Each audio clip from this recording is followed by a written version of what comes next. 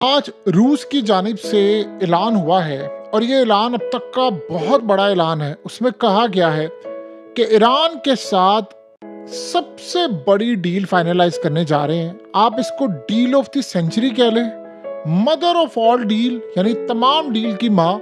इस डील के बाद ईरान इतनी बड़ी ताकत बन जाएगा, इतनी बड़ी ताकत बन जाएगा कि आप अंदाजा नहीं कर सकते कि वो किसी से संभाला नहीं जाएगा। यानी इस वक्त की जो सूरत हाल पैदा हो रही है उसका आप अंदाजा भी नहीं लगा सकते कि ईरान कितनी बड़ी ताकत बनने वाला है।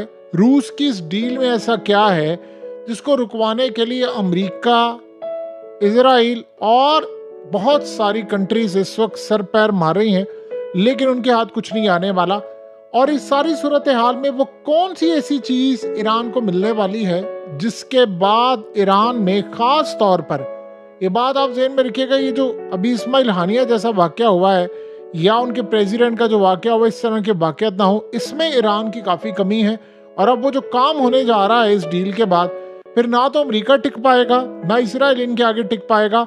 और ये सबसे बड़ा स्ट्रोक और सबसे बड़ा आप समझ लीजिए कि जुआ खेलने के लिए जा रहा है इस वक्त रूस, क्योंकि वो एक ऐसी बला तैयार करने वाला है जो किसी से संभाली नहीं जाएगी। ये सीन क्या है ये ज़रा समझ ले। देखिए, सबसे पहले ये करने के लिए जा रहे हैं इकोनॉमिक कॉपरेशन। ये क्या चीज़ है? असल में इसमें होने ये वाला है कि सबसे पहले जो रूस अपनी एक टेक्नोलॉजी इस्तेमाल करते हुए ये क्रिप्टो करेंसी एक लॉन्च कर रहा है।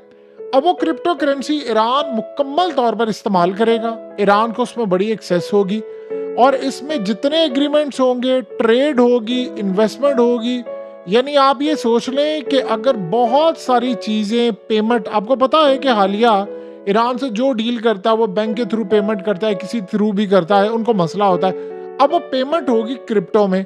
अब इस सूरत हाल में खास तौर पर एनर्जी, तेल और गैस के हवाले से इंटरनेशनल सतह पर ईरान को इतना मजबूत कर दिया जाएगा कि रूस और ईरान ही अगर मिलकर फैसला कर लें तो दुनिया की तेल की कीमतें तितर बितर हो सकती हैं। वही तय कर लेंगे, यानी वो इतना करने जा रहे हैं। उसके बाद ईरान का तेल इंटरनेशनल सतह पर एक्सपैंड होते होते, ये यानी अमेरिका की पाबंदियों को बाईपास करते हुए इतने पाइपलाइन और इतनी चीजें बिछा देंगे कि पूरी दुनिया इस ईरान और इनकी मोहताज होने के लिए जा रही है।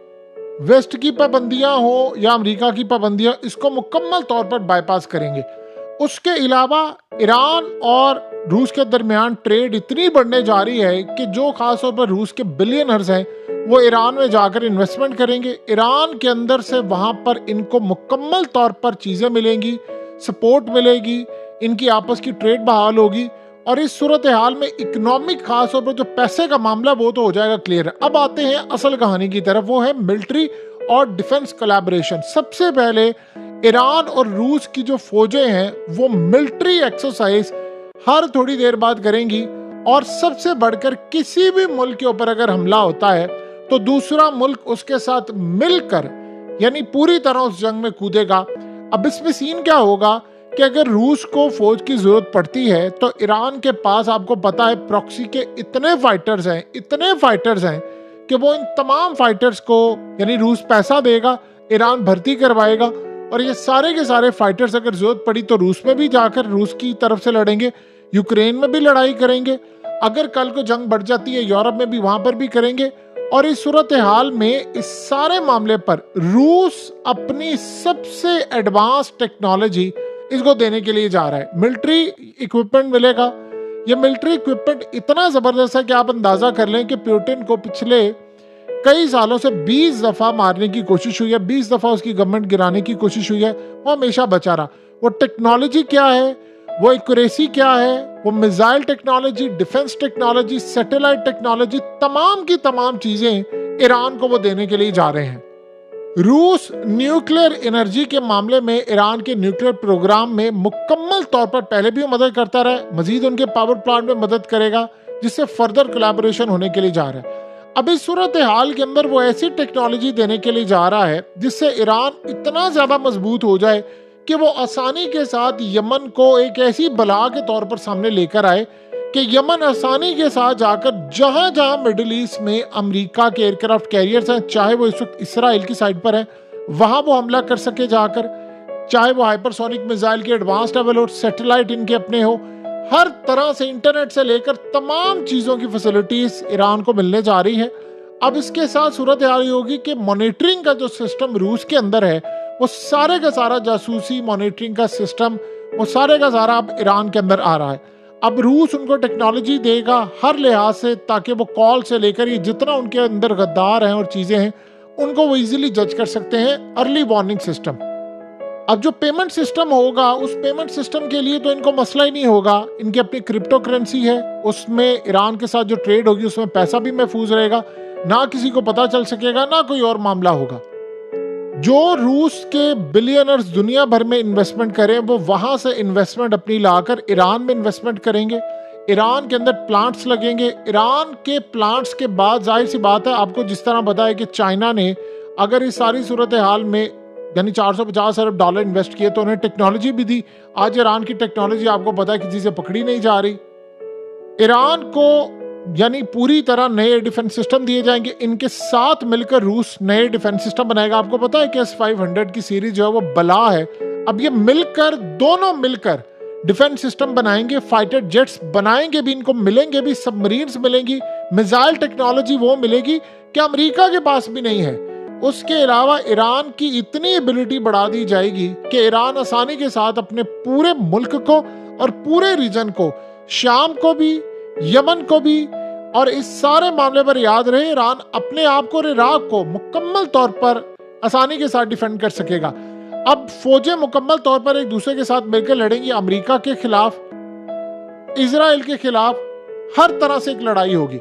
यानी ये पार्टनरशिप इतनी बड़ी हो जाएगी कि शाम के अंदर आसानी के साथ ईरान अपना इन्फ्लुएंस बढ़ाएगा, वो मजीद हायरिंग करेगा। इसमें हो सकता है वो अफगानिस्तान के फाइटर्स को भी लेकर आए। अब जो भी टेक्नोलॉजी रीजन के अंदर जाएगी वो थ्रू ईरान के होते हुए जाएगी। अब ईरान यमन को दे।